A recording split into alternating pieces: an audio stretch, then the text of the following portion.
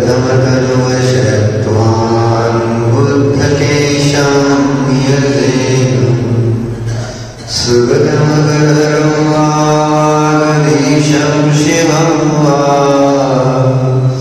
जितभवमभिवन्दे वासुरं श्रीजगन्नाथम्।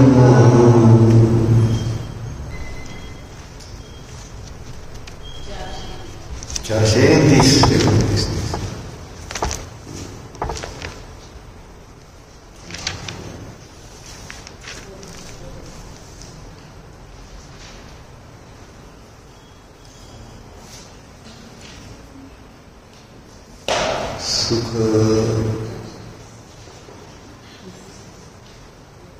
मोक्ष आता है।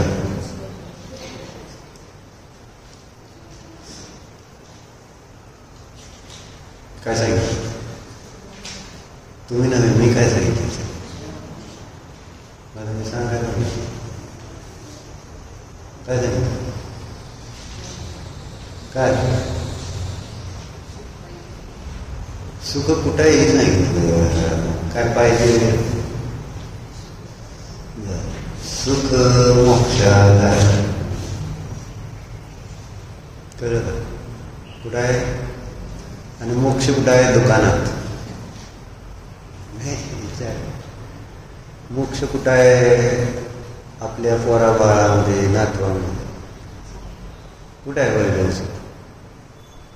काय हे नाव काय धृती कुठं आहे सुख सांग बरं धृतीमध्ये आहे का धृती तुझा मोक्ष आहे का नाही काय म्हणतो अरे ही काय प्लीज मला काय मोक्ष मिळालं की तुला धृती मिळाली म्हणजे मोक्ष मिळाला बरोबर आहे नाही पक्क का नाही नुसतं मला नाही म्हणून का उपयोग आहे आत्मन मान्य करते का श्रद्धा मान्य करते का नाही बाहेर कुठेही सुख नाही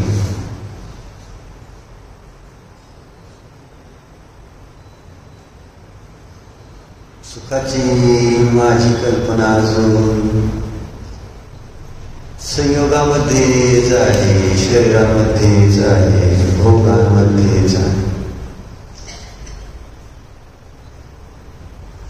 मग ती श्रद्धा कल्पनेचं श्रद्धा कोण दूर करणार मला सांग आम्ही आमच्या कल्पना दूर केल्याशिवाय आमचं ते खोटं श्रद्धा नष्ट होणार आहे का कारण मी कल्पना केली हे माझं आहे हा मी आहे आणि ह्यामध्ये माझं सुख आहे हे सुखाचं कारण आहे असं की अशी विचारधारा असताना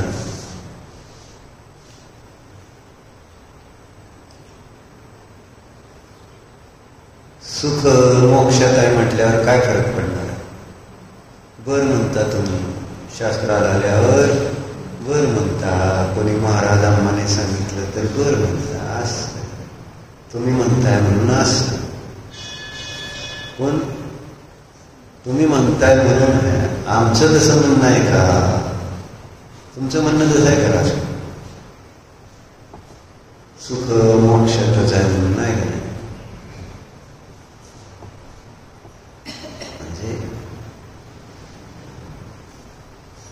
कोणी कसं काहीही मानलं तर वस्तू स्वभाव बदलणार नाही जो जसा वस्तूचा स्वभाव आहे तो आमच्या मान्यतेमुळे बदलत नाही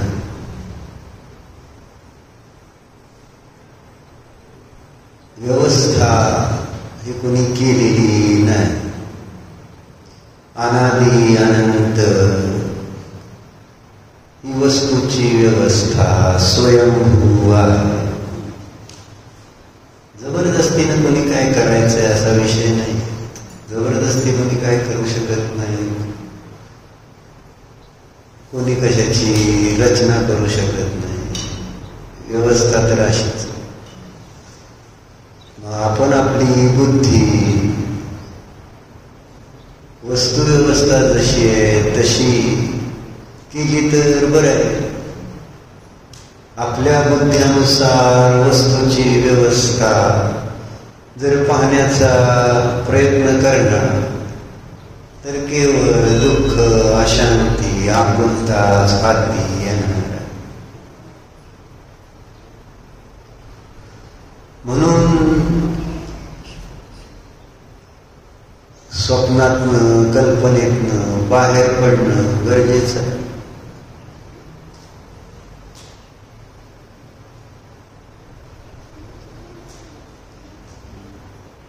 खोटी कल्पना इतकी दृढ झालेली असते की त्यामधले आपण दोष जरी पाहिले, ऐकले, कोणी सांगितले तरी आपल्याला ते मान्य होत नाही. इतकं अवघड झालं.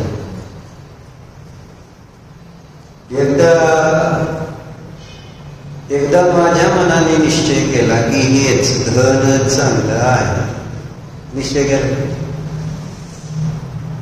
मग त्या धनामधली बुद्धी बाहेर काढता येते का? धृतीमधली बुद्धी बाहेर निघते का? काय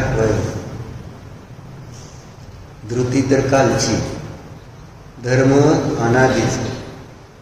तरी सुद्धा धृतीवर जेवढं श्रद्धा नाही तेवढं धर्मावर आहे का?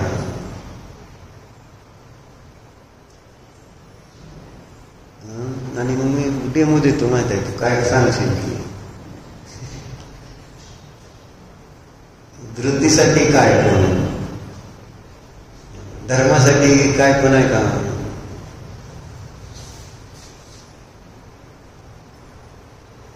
म्हणजे चिंतन करत नाही आपण. मग आपली श्रद्धा बदलणार कशी? ठीक आहे ना, संयोगात आलेच, चारित्र मोह आहे, पण तो जो आपण संयोगाच्या प्रति मोह करणार त्यामुळे जसं सुख तसं दुःख पण भोगावं लागणार.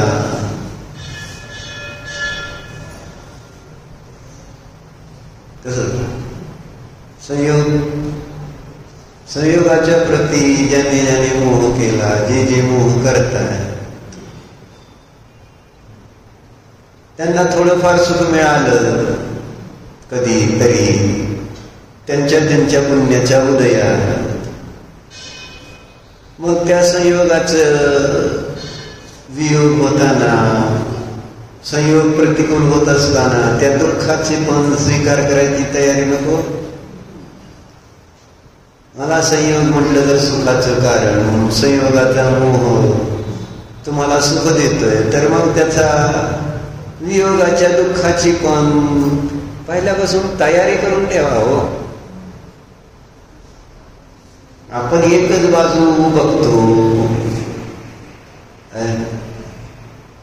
दुसरी बाजू काय, त्याचं दुसरं काय रूप.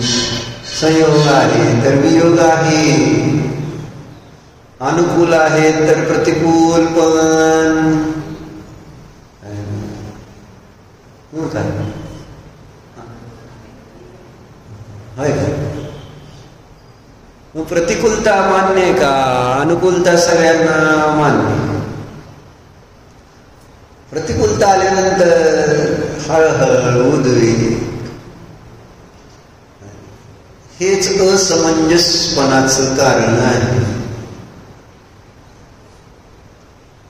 प्रतिकूलता सगळ्यांनाच येते संसारात. असा कोण जीव आहे ज्याला पापकर्माचा उदय येत नाही? निरंतरच बांधतो ना आम्ही पापकर्म. कुणी जीव असला तरी प्रतिसमयाला 7 कर्म बांधतो. त्यातले 4 कर्म जे आहे ते पापकर्मच आहे. ज्ञानावरण, दर्शनावरण, मोहनीय आणि अंतराय. याचे सगळे भेद प्रभेद सगळे पाप आहेत. आणि आम्ही ते बांधतो. तुम्ही मंदिरात आला तरी बांधता, स्वाध्यायाला बसला तरी बांधता. मग घरी गेल्यावर त्याचा अजून बंध विशेष असणार आहे. त्याच्या स्थिती आणि अनुभव, ज्ञानावरण, दर्शनावरण, मोहनी अंतरायाची स्थिती आणि अनुभव जास्त होणार आहे. आणि मग जेव्हा ते उदयाला येतील तर मग प्रतिकूलता येणार नाही. बांधताना आपण त्याच्यावर विचार करत नाही. जेव्हा कर्म बांधतोय आणि हे कर्म बांधलं तर नियमानं मला दुःखच फळ आहे.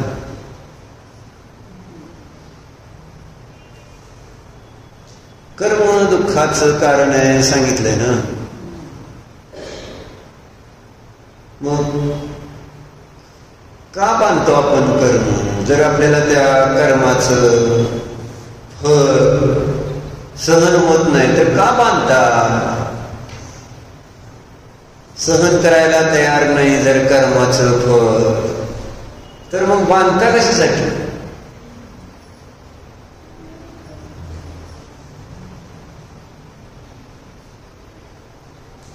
पण नाही ना, कळत नाही ना, आपण कर्म बांधतोय हेच कळत नाही. आणि मग मला ते कर्मच फळ देतंय हे पण कळत नाही. आणि मग आपण काय मानतो? पर देता आहे, पर मला दुःख देतंय, कर्म नाही, पर वस्तू मला दुःख देता, हेच आहे ना बुद्धीत राहत. आणि त्या बुद्धीमुळे पुन्हा पुन्हा त्या पराच्या प्रती द्वेष, वैर भाव बांधले जातात. क्रोध आधी कशायांच्या निमित्तानं. परिणाम कसे बनतायत? मी मोह केला, तुम्ही चारित्र्य मोह केला तर ते सुटणार आहे, सोडणार आहे का? मोह केला तर परिणाम भोगायला तयार राहावा एवढं मला म्हणायचंय. रामाने लक्ष्मणाच्या प्रती मोह केला, भोगावं लागलंच दुःख ना. म्हणजे तद्भव मोक्षगामी जीव त्यांनी मोह केला, क्षयिक सम्यक दृष्टी जीव त्यांनी चारित्र्य मोह केला म्हणून त्यांना त्याचं फळ मिळायचं राहिले का? फळ मिळणार बघा. तुम्ही कोण आहे हा काय त्या कर्माला? त्याचा काय कर्माशी? कर्म काय त्याला बघत नाही. कोण आहे तुम्ही? तुम्ही काय केलं त्याचं तुम्हाला फळ देणार, हे त्याचं काम.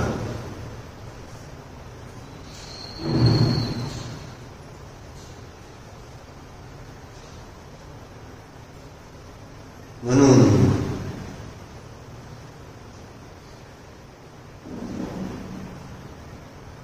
सुख जे आहे ते मोक्षातच आहे. आणि म्हणून मला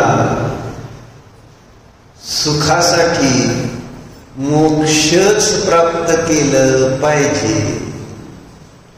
याशिवाय दुसरा पर्याय नाही, ऑप्शन. सुख आणि मोक्ष, मुक्ती, स्वतंत्रता,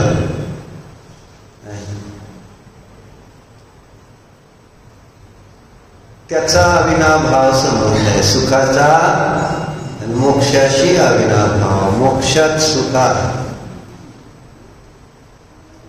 आणि हे आपण वारंवार ऐकलं पाहिजे, वाचलं पाहिजे, चिंतन केलं पाहिजे, मनन केलं पाहिजे. आणि तदनुरूप प्रतीती, अनुभूती पण घेण्याचा प्रयत्न केला पाहिजे. म्हणजे मग ते कधी करायचं ते आपण ठरवा. म्हटलं होतं काल पण परवा पण सांगितलं ना, वस्तू तथ्यप्रत. हे आम्ही व्यवहारात असं करायचं का नाही, तसं करायचं का नाही, आमचे असले प्रश्नच. करा. व्यवहारात काय करायचंय काय नाही करायचं ते तुम्ही ठरवा. पण त्याचं जे काही चांगलं वाईट फळ आहे ते पण भोगायची तयारी. चांगलं आहे त्याच्याबरोबर वाईट पण दोन्ही येणार आहे त्याच्यावर, एकच नाही आहे ना. व्यवहारात जे चांगलं असतं जिथं जेव्हा तेव्हा त्याच्याबरोबर दुसरी बाजू वाईटाची. राग आहे तर द्वेष आहे, नाण्याच्या दोन बाजू आहेत. तुम्ही व्यवहाराला कुठंतरी चांगलं बघायला जाणार तर कुठंतरी वाईट. असा समता भाव जेव्हा राहणार नाही तर काहीतरी प्रॉब्लेम येणार. म्हणून इथं श्लोक अनेक दिले ज्ञानार्गामध्ये काय म्हणजे समता भाव कसा असतो म्हणूनचा चांगली चांगली श्लोक दिली त्यांनी.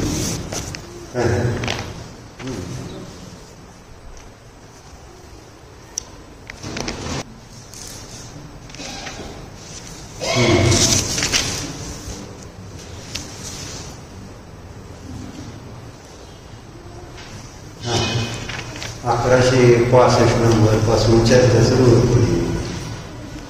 काय बघा काय करणार. जिस योगी की पान नंबर आहे 310 310.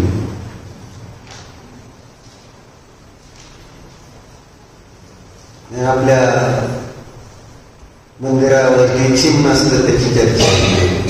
मंदिराच्या तिथं आपण एक चित्र काढलेलं असतं ना कोणाचं.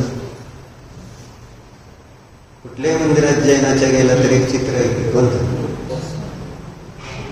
हा कोणाचं राजकुमार वाघ आणि गायचं. राजकुमार वाघ आणि गाय काय करते काय करते काय दाखवलं त्याच्या चित्रात हे विचारतो. एकाच पानवट्यावर पाणी पिताना दाखवले असं दे की आधी काय दाखवले मग आपण कळल्यानंतरच विचार करायचा. आधी काय दाखवले असं शक्य आहे का. वाघ आणि गाय एका ठिकाणी पाणी पिऊ शकते आणि वाघाचं छावा पिल्लू ते गायचं दूध पिताना दाखवलेलं असतं का नाही. आणि गायचं वासरू वाघिणीचं दूध पिताना दाखवलंय का ते काय हे चित्रात कधी काय आपण बोल घेतला का. आणि त्याच्या खाली लिहिलेलं काय असतं त्याच्या खाली वाक्य लिहिलेलं असतं. हा ज्वारात मनगी का असं लिहिलेलं असतं का. काय बघायचं नाही काय नाही. चित्र कसं परस्पर एकमेकांवर काय करतात का ते असे दूध पाजून.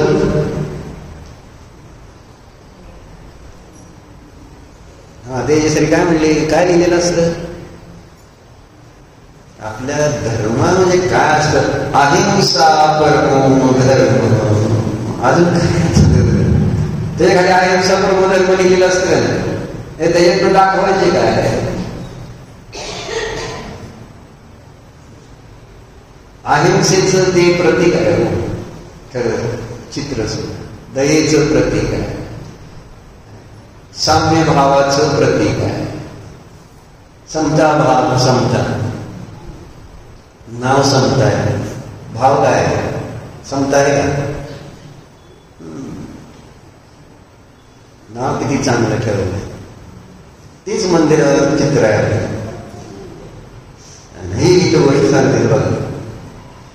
जिस योगी ने मोह से रहित होकर पाप को शांत कर दिया है. ज्या योगीने काय केलंय मोह रहित होऊन पापाला शांत केलेलं आहे. पायावर घेऊ नका काका तसं पुस्तक पायावर आहे ते पाप लागतले. त्या पुस्तकात नाही ज्ञानार्णव मध्ये दुसरं पुस्तक आहे. ज्ञानार्णव नाही तुमच्या हातात.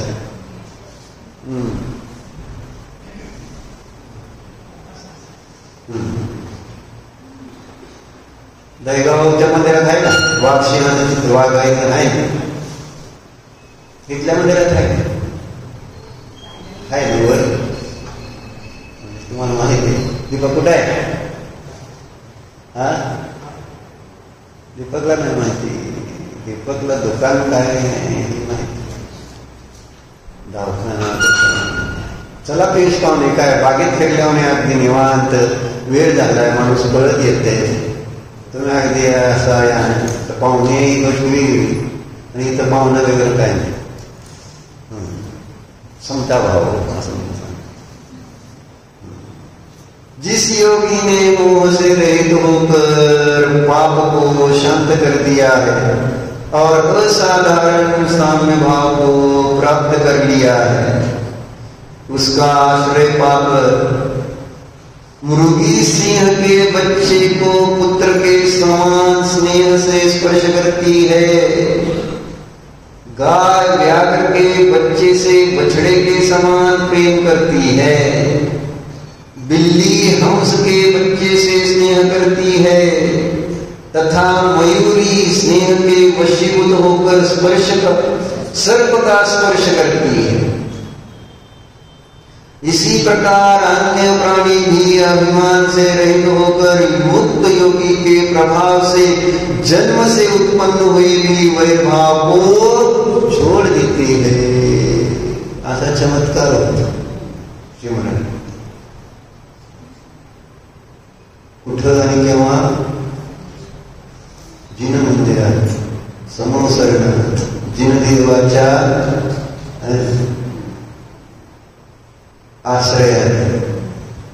जिनदेव कसे मोहरहित, त्यांचा जे आश्रय ते दिलं ना. जिस योगी ने मोह से रहित होकर पाप को शांत कर दिया और असाधारण साम्य भाव को प्राप्त कर लिया. कसे आपले भगवान असाधारण, असंच नाही आज मी विशिष्ट पदावर आहे म्हणून मला समता भाव ठेवला पाहिजे, मंदिरात आहे म्हणून आपल्याला रागद्वेष केले नाही पाहिजेत, असंच आपण सगळ्यांनी ठरवलं. इथं कोणी भांडण करतं का? विशेष भांडण टाकलं, सामान्य भांडण असलं पण विशेष कोण करते? आणि काय झाली घटना तरी काय विचार करणार, जाऊ द्या आता काय, आता शांत राहा मंदिरात, काय म्हणायचं परत बघू, मंदिरातनं बाहेर आल्यावर बघू काय करायचं. बरोबर आहे का? याला साम्यभाव म्हणायचं नाही. असला साम्यभाव कसा? असाधारण करायचं. कुठेही असो, कुठलंही क्षेत्र, कुठलाही काळ, कुठलंही द्रव्य, कोणताही भाव, सगळ्यामध्ये समता भाव, समता प्रकार पदर घेतात. सर्वत्र समता भाव, जिथं असेल तिथं श्रुती, कुठेही असू त्याचं नाव आहे असाधारण. मग ते संयोग प्रतिकूल असू देत नाहीतर अनुकूल असू,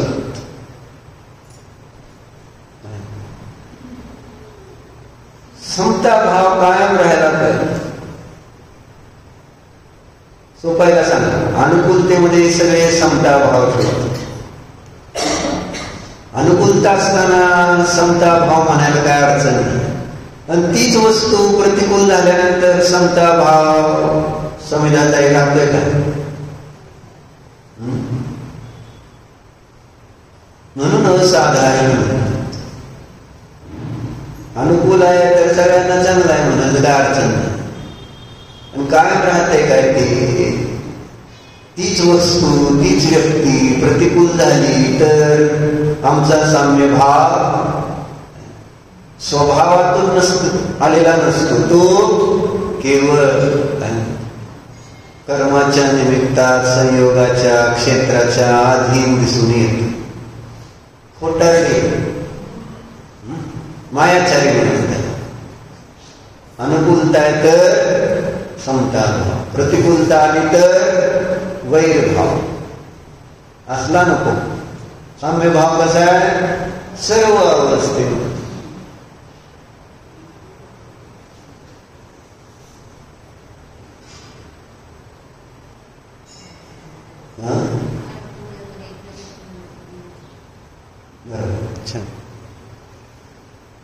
मग इथं कोणाचा असाधारण साम्यभाव सांगतायत?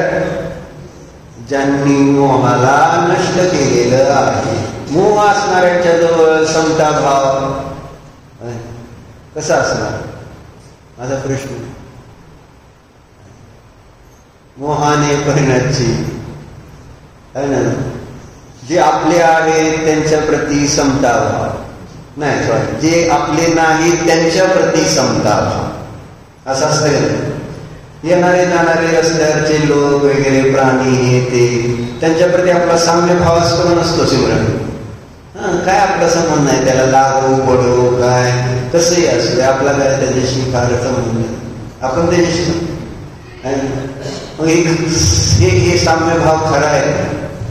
म्हणजे जे आपल्याशी संबंधित नाहीत, आपल्या संयोगात नाही, त्यांच्या प्रती रागद्वेष न करणं असं जर म्हटलं त्याचं नाव समता. तो खरा समता भाव आहे का?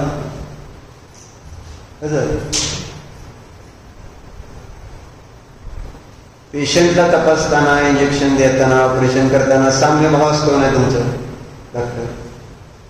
काय नाही, हे शरीर आहे आणि त्याला ते टोचवलं, सलाईन दिलं, ऑपरेशन फाडलं, त्याला जखम एखादी झाली पुसताना वगैरे, आणि तीच तुमच्या नातवाला होते, तू काय करता तुम्ही? हे किती प्रेमानं कसं करणार मला सांग? त्याला एक शरीर म्हणून तुम्ही ट्रीट करणार, एक पेशंट म्हणून ट्रीट करणार का? करणार. पण परिणामामध्ये फरक पडेल का नाही? ती जर रडायला लागला तर तुम्ही काय करणार? तुम्हाला असं फार दुःख होणार का नाही? रडतोय, त्रास होतो. आणि एखाद्या पेशंटला तीच झालेलं आहे दुसऱ्या, ती पण मुलगाच आहे, ती पण रडतोय करतोय, परिणामात फरक पडतोय का नाही? आणि तुम्हाला मंडळी गावल का नाही जर तुम्ही त्या बारक्या नातवाला त्रास द्यायला लागला तर? अहो जरा हळू कळतं का तुम्हाला ती लहान आहे म्हणजे? आणि तीच जर दुसऱ्याचं पोरगं कोण असलं तर ते काय बरोबर ते, आणि तुम्ही कोण म्हणता तुला कळते काही पेशंट आहे त्याला ते करावंच लागतं तसं, बरोबर आहे? फरक असा म्हणा दुसऱ्याच आहे म्हटल्यानंतर साम्य, आणि संयोगात आले त्याच्यानंतर काय अभिजिती का? त्याच्याबद्दल आपला साम्य भाव राहतो का? सगळेच एक तर परमानाने तर सगळे स्वमानानं,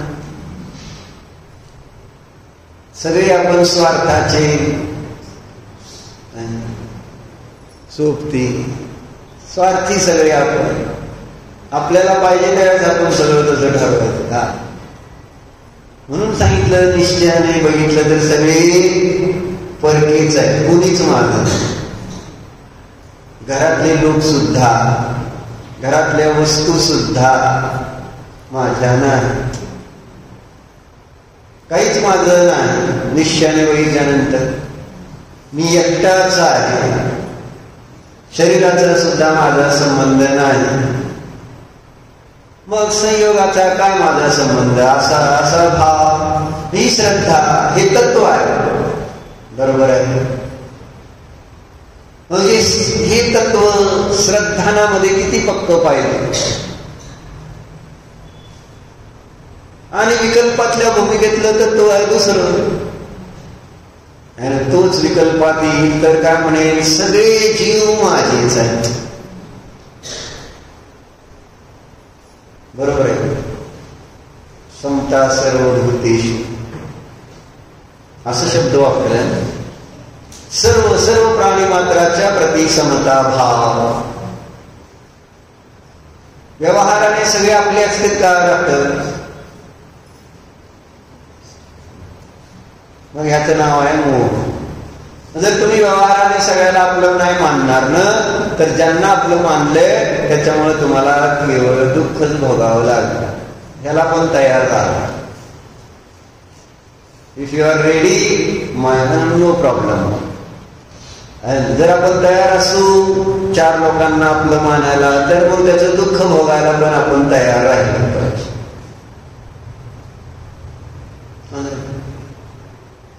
आपल्या संयोगात आलेल्या 4 लोकांच्या प्रती सुद्धा आपल्या अंतरंगातला मोह आपण जोपर्यंत सोडणार नाही, तोपर्यंत आपल्याला कोणीही सुखी करू शकणार नाही. देव जरी आले तरी त्याला सुखी करू शकणार नाही. म्हणलं ही व्यवस्था समजून घ्यावी लागेल आणि तशी श्रद्धा करावी लागेल तर शांती आहे. नाहीतर मग परिणामाला तयार राहावा. हो, दारू पिणार तर लिव्हर खराब होणार का नाही? डॉक्टर तयार राहायला पाहिजे. नाही पी दारूच काय नाही, पण ती लिव्हर खराब होईल. अजून काय खराब होईल अजून काय माहित नाही. आम्हाला एक लिव्हरच माहिती आहे, तेवढं तर खराब होतं एवढं माहिती.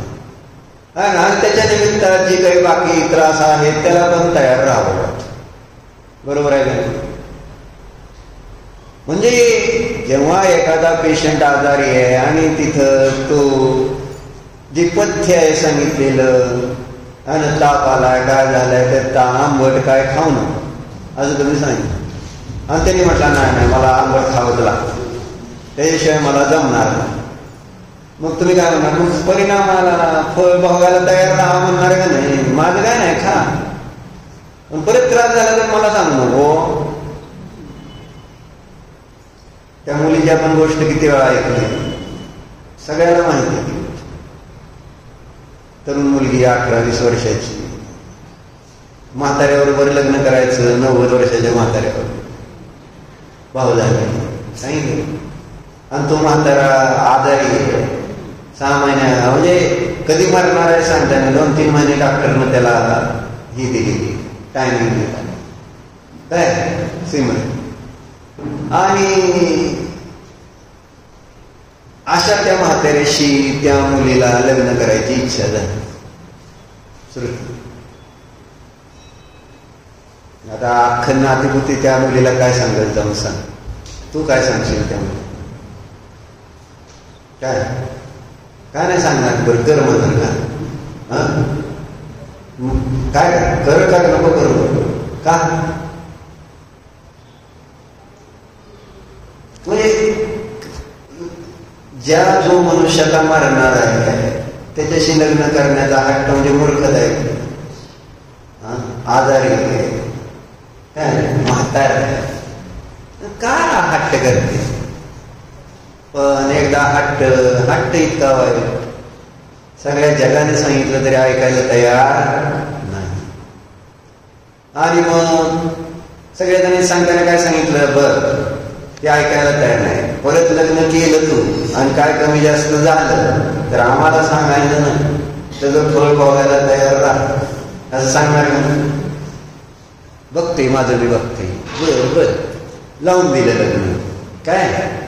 आणि नवरा मेलाच की 2-4 दिवसातच काय. ते म्हातारं मेल. मग ती मुलगी लागली रडायला. लागल्यानंतर आली की सगळी. मग आता नवरा मेल्यावर रडायचा अधिकार आहे का नाही तिला? आहे का नाही? नवरा मेलाय म्हटल्यावर पण तिथं जाणारा सगळेजण काय म्हणतात त्याला? तिला काय म्हणतात? तुला रडायचा अधिकार आहे का नाही तिला सांग. तिला अधिकार आहे का नाही? डॉक्टर सांगितलं होतं ना. मग मी तेच सांगतो, रोज सांगतो. सांगितलं होतं तुम्हाला मी. कोण म्हणजे हेच आचार्यांचं म्हणणं आहे, देवाचं म्हणणं आहे, गुरुंचं म्हणणं आहे. आम्ही सांगितलं तुम्ही ज्या वेळेस प्रतिकूलता येते तुम्ही रडता. देव म्हणते मी अगोदर सांगितलं असला मोह चांगला नाही. म्हणजे सांगितलं होतं ना, हे सगळ्यांचंच म्हणणं. एखादी गोष्ट मला कळलेली आहे, काय परिस्थिती माहिती आहे आणि तरी सुद्धा मी आपल्याला कळतंय संसार आणि तो तिथं कुठल्याही गोष्टीशी एकत्व, ममत्व, कर्तृत्व, भोक्तृत्व हे भाव मला नियमानं पुढं दुःख देणार आहेत असं इथं जेव्हा सांगितलंय, बघितलंय. संयोग आहे त्याच्यात आनंद मानलाय, वियोग होणार आहे हे सांगितलंय, शरीर मिळालंय, रोग असणार आहे हे सगळं सांगितलंय. जेव्हा मोह करशील तर तुला दुःख होईल हे सगळं सांगितलंय. मोह करू नको, कशाय करू नका, विषय भोगाच्या नादी लागू नका, मोबाईल दुकानदारी यांच्या नादी लागू नका. कळतंय का नाही सिमरन? मग आता तिथं त्या मोबाईलमुळं काही दुष्परिणाम झाले आणि त्या दुकानात बसल्यामुळं काही दुष्परिणाम घराघरामध्ये झाले. मग तुम्ही रडता का नाही? मग अगोदर काय सांगितलं होतं? तुमचं काम काय? काम काय काल सांगितलं? ज्याचं काम त्याने करा. तुमचं काम काय? तुम्हाला काय येतंय? स्वयंपाक पाणी येते. आणि काय येतंय? धर्म येतो, संस्कार करता येतात. हे अशा बऱ्याच चांगल्या चांगल्या गोष्टी तुम्हाला येतात त्या तुम्हाला. तुमच्याकडे तो स्वाभाविक गुणधर्म आहे त्या पर्यायजनित. पण तो त्याला डेव्हलप करायचं सोडलं. डेव्हलप कशाला केलं जातं? कोणत्या गुणांना आपण डेव्हलप करायचा प्रयत्न करतो? अडचणी. म्हणजे जेव्हा त्या आता म्हणलं ना, मुलं शिकले झालं, मुलीने मुलाशी लग्न केलं, परत डिवोर्स झालं होतेच का नाही? होतेच का नाही? आता ऐकतोय का नाही आपण? मग कशामुळे झालं सांग? कशामुळे झालं? पूर्वी काय एवढे होत नव्हते ना, आता का होते? इगो. मग ही गोष्ट आपल्या डोक्यात नको राहायला. शिकतानाच आपल्याला प्रत्येकाने हे लक्षात घेतलं पाहिजे. म्हटलं ना, माझ्या प्रत्येक गोष्टीमध्ये मी एखादी गोष्ट दीपक तुला सांगितली आहे ना, आणि ती तू ऐकली नाही, तुझा इगो तुझ्याजवळ. मग मी तुला आग्रह एकदा केला, दोनदा केला, तीनदा केला, का करायला लागलो? आणि तसंच करून घेण्याचा माझा हट्ट झाला तर काय होणार? काय होईल? भांडण होतील आपली. कारण तुझा इगो आहे. मग माझा, मी तुला सांगितलं तू माझं काम करत नाही, माझा इगो आडवा मला आला. प्रत्येकाला आपला आपला इगोचा आडवा येतो, आपलाच अहंकार आडवा येत असतो. पण आपण अहंकाराला बाजूला करत नाही, समोरच्याला बाजूला करायचं. आपला अहंकार जो मला त्रास देईल, जो मी विचार केलेला आहे त्यानुसार नाही काम होत, तर सोड ना, तो विचार सोड ना. समोरच्याने तसंच करायला पाहिजे असा आग्रह जोपर्यंत धरणार तोपर्यंत मला त्रास होणार. सांगायचं काय? डॉक्टर चाललं जातं काय चर्चा ठेवली शिमरन?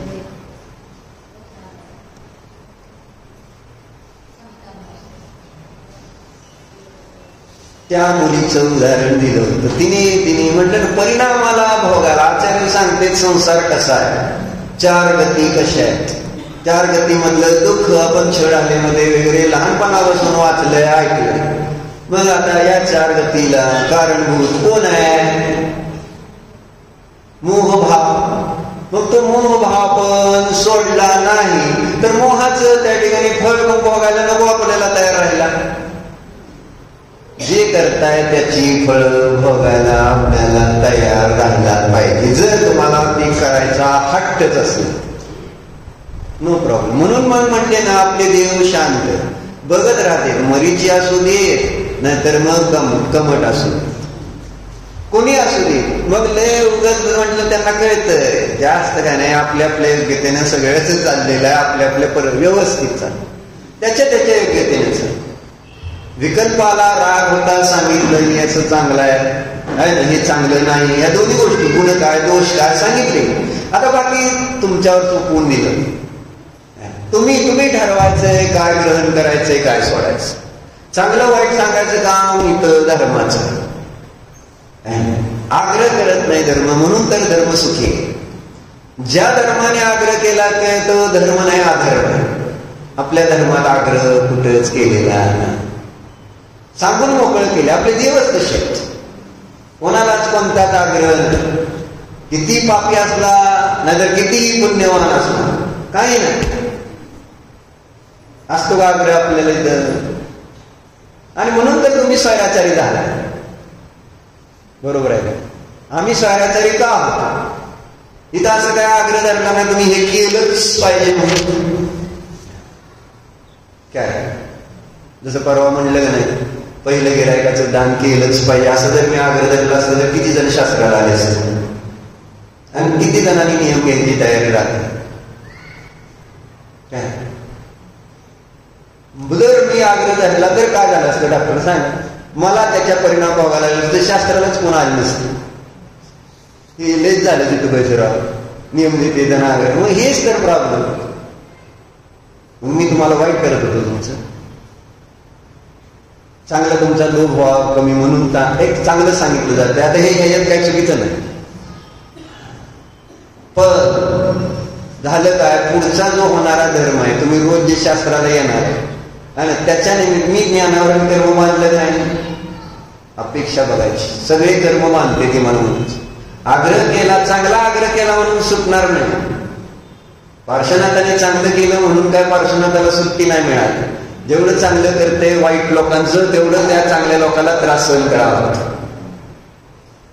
वाईट लोकांचं चांगलं करायचा विचार केला का नाही चांगल्या लोकांनी, तर त्या चांगल्या लोकांना त्या वाईट लोकांचा त्रास सहन करावाच लागतो. कारण वाईट लोकांच्या मनामध्ये वाईट करण्याचा भाव असतो आणि त्याला वाईट करून दिलं जात नाही, तेव्हा तो चांगल्या लोकांच्या प्रति वैर भाव धरतो. बरोबर आहे का? बरोबर आहे का? चुकीचं आहे? दान द्यायला तुला जर लावलं मी रोज रोज रोज सारखंच, तर काय करशील मला?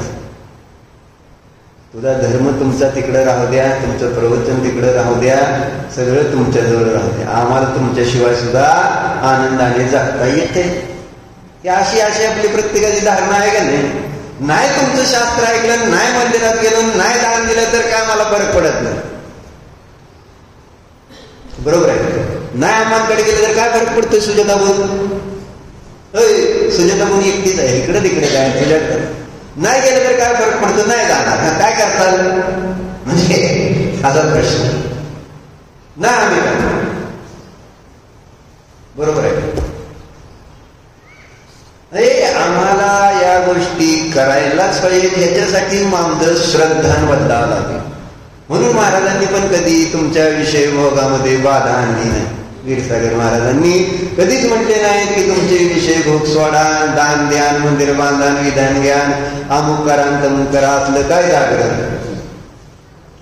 तुम्ही फक्त अतिप्रिय आनंदाचा भोग घ्या आणि ते आवडते. आता सुजाता गुंच्या चेहऱ्यावर आनंद आला. अम्मांकडे जात नाही म्हटलं तर चेहरा एकदम आता इकडे माझा, मी नाही सुजाता, दुसरी कोणतरी असं आणि महाराजांचं, हो महाराजांचं किती चांगलं म्हणजे संत काय ना. तुम्ही काय पण करा, सम्यक दर्शन करा, अतिंद्रिय आनंद वर्तमान भोगा, हे जे त्या ठिकाणी बिंबवलं जास्तीत जास्त. आणि त्यामुळं मग ते स्वाध्यायाची परंपरा, यथाशक्ती व्रत, संयम, नियम, हे सगळं व्यवस्थित ज्ञानपूर्वक चालू. कधी आग्रह नाही की बाबा तुम्हाला हे भोग सोडलेच पाहिजे.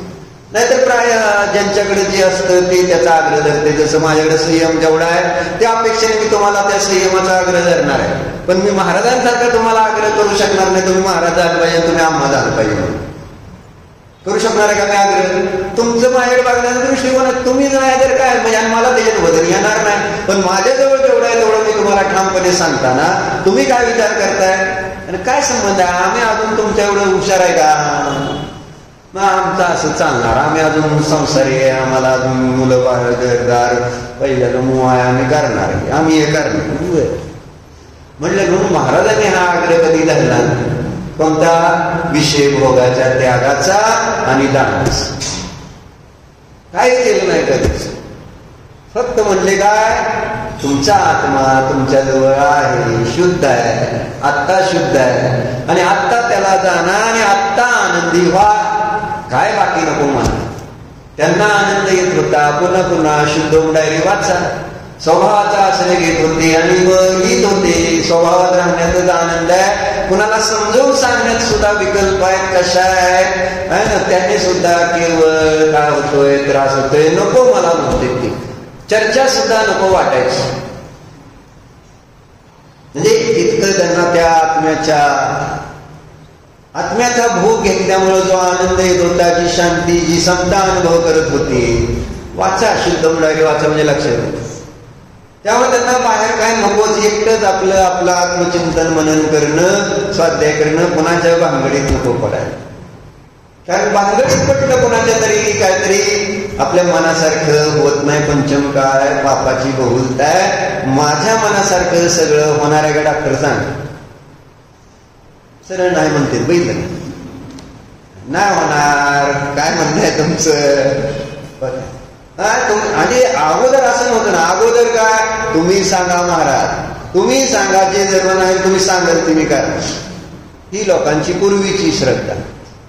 का? कारण त्यांना माहित होतं धर्मच सुखाचं कारण आहे. जर मी धर्माच्या विरोधात गेलो तर माझं काही खरं नाही.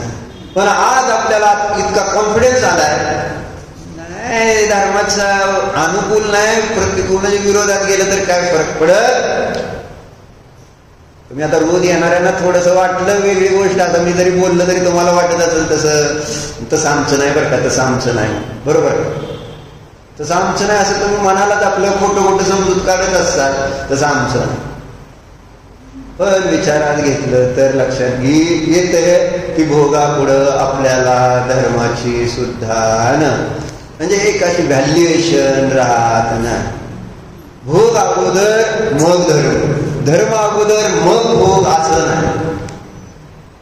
आधी धन मग धर्म, आधी धर्म मग धन, कोणता अगोदर? आता तुम्ही सगळे इथे येणारे सगळ्यांना धनच अगोदर नाही, सॉरी धर्म अगोदर असं म्हणता.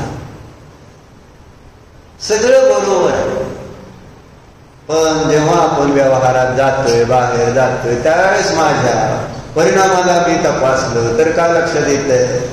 आणि संसार अगोदर आणि नंतर धर्म असं आहे का? आपल्या जीवनामध्ये प्राधान्य कशाचं आहे? धर्माचं आहे का संसाराचं आहे? असे म्हणत बर, मग आता सांग काय कार्य सांगू धर्माचं तुला? दीक्षा घे.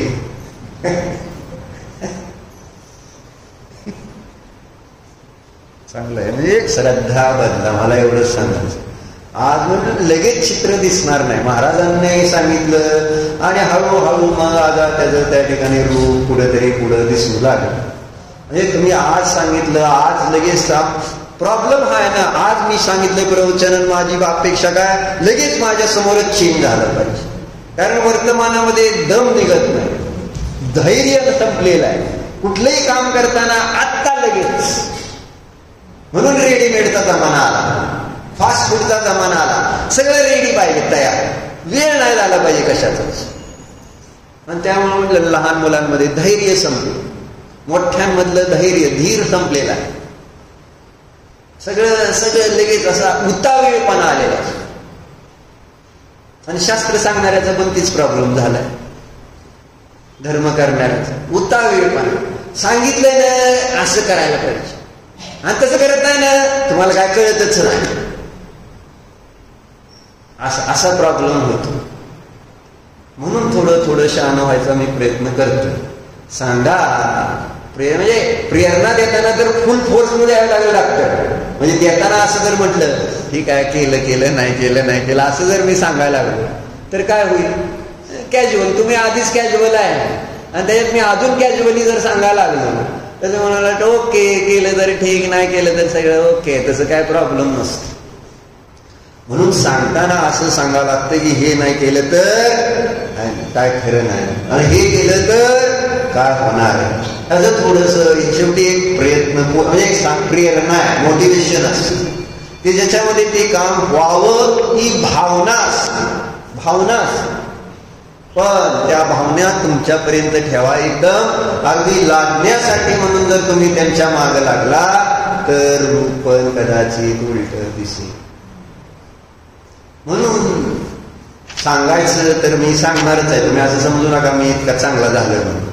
ते महाराज चांगले होते, मी तेवढा चांगला होण्याचा प्रयत्न करेल. आतनं तर प्रयत्न आहे, पण बाहेरनं मी फोर्स करणार. दीपक लक्षात राहा. आता तू म्हणशील बरं आहे की तू आता बरं झालं बरं का, आता काय म्हणणार नाही. म्हणजे मला जे सांगायचं ते मी माझ्या बुद्धीनुसार रागानुसार सांगितलं जाईल. पण म्हटलं ना आतनं थोडं आता अलिप्त राहण्यात शांती दिसते. कारण जेव्हा समोरून जर त्याला साध आणि प्रतिसाद असतो, प्रतिसाद जर मिळाला तर अजून थोडस उत्साह आहे. पण जर साथ घातली प्रतिसाद नाही मिळाला तर काय होईल?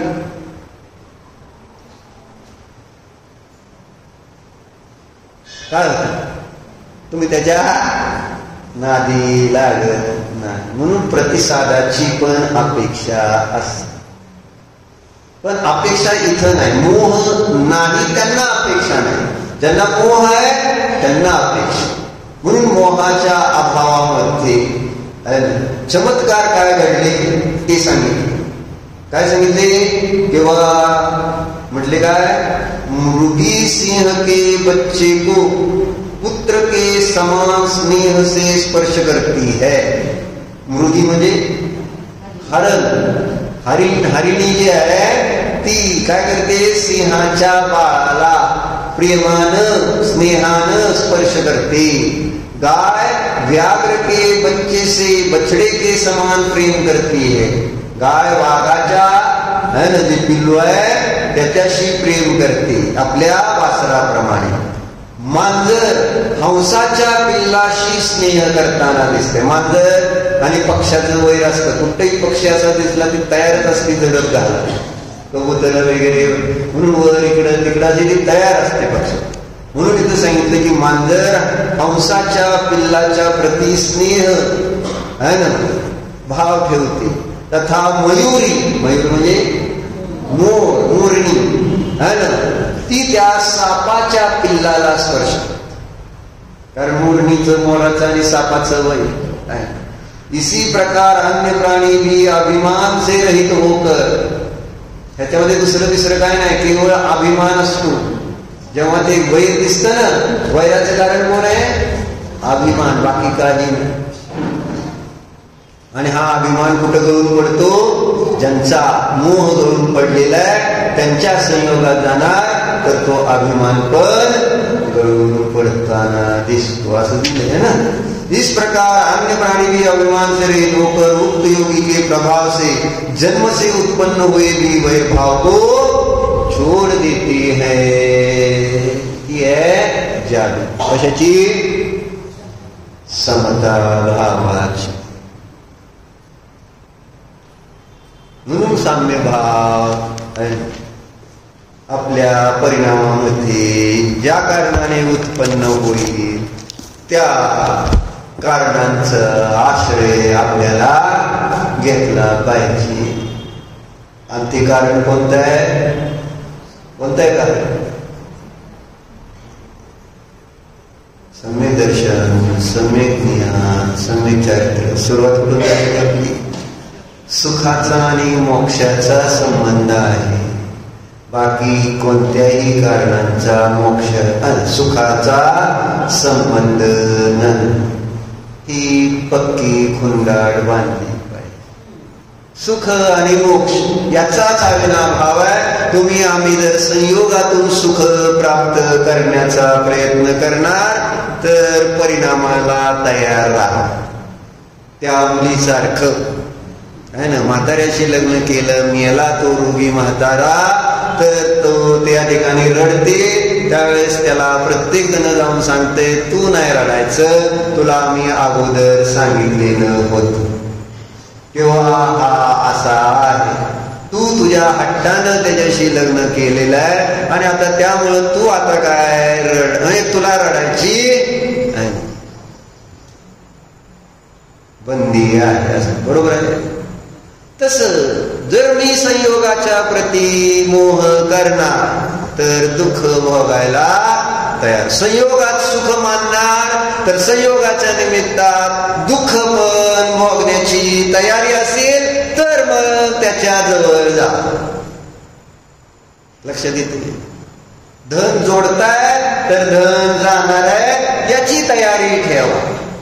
शरीराच्या संयोगात जन्मात आनंद मानताय तर मृत्यूची तयारी ठेवा. लक्षात येते?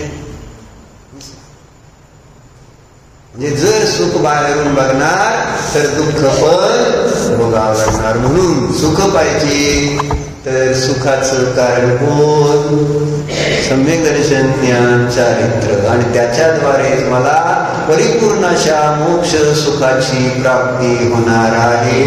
आज करा, आत्ता करा, उद्या करा आणि कधी ज्यावेळेस कराल त्यावेळेस याच मार्गाने. पूर्वी गेलेत मोक्षाला, सुखी झाले, आज जात आहेत ते पण याचद्वारे आणि पुढे पण जाणार ते याद आहे. त्यामुळे आपली श्रद्धा त्यानुसार करून आपलं जीवन पण सुखमय करू.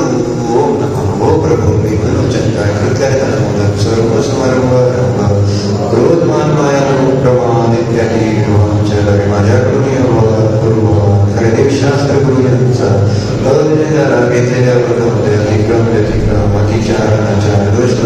जितेंद्रियापासून पंचेंद्रियापर्यंत या काही जीवांची रत्न झाली स्वाध्याय करीत असताना घडलेल्या सर्व दोषाविषयी मी कष्टा व्यक्त करून क्षमा मागतो. हे माझे सर्व दोष मिथ्या भूमी माझ्या मध्ये या सर्व दोषाविषयी मी प्रायश्चित्त मागत आहे.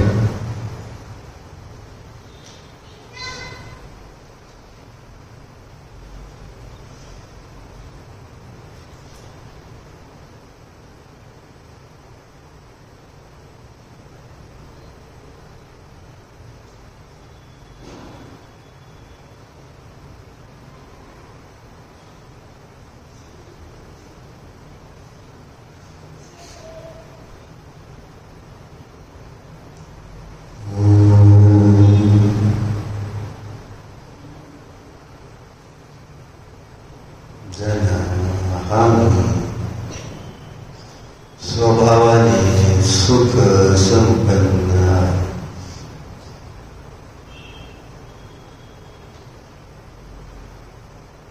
संयोग संबंध सुखरूप नाहीत,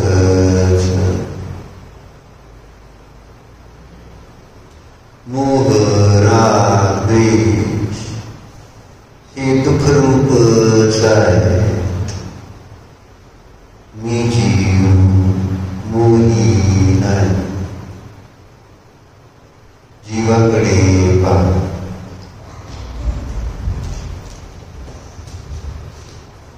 भगवंतांसारखाच असणारा मी जीव स्वभावाने मोही नाही.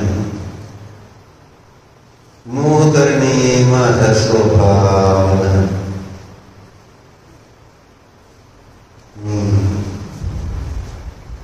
सम्यक दर्शन गुणाने संपन्न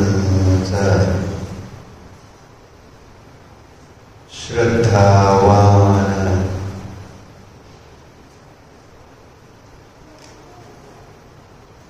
माझा परद्रव्यांशी परभावांशी कसलाही संबंध नाही.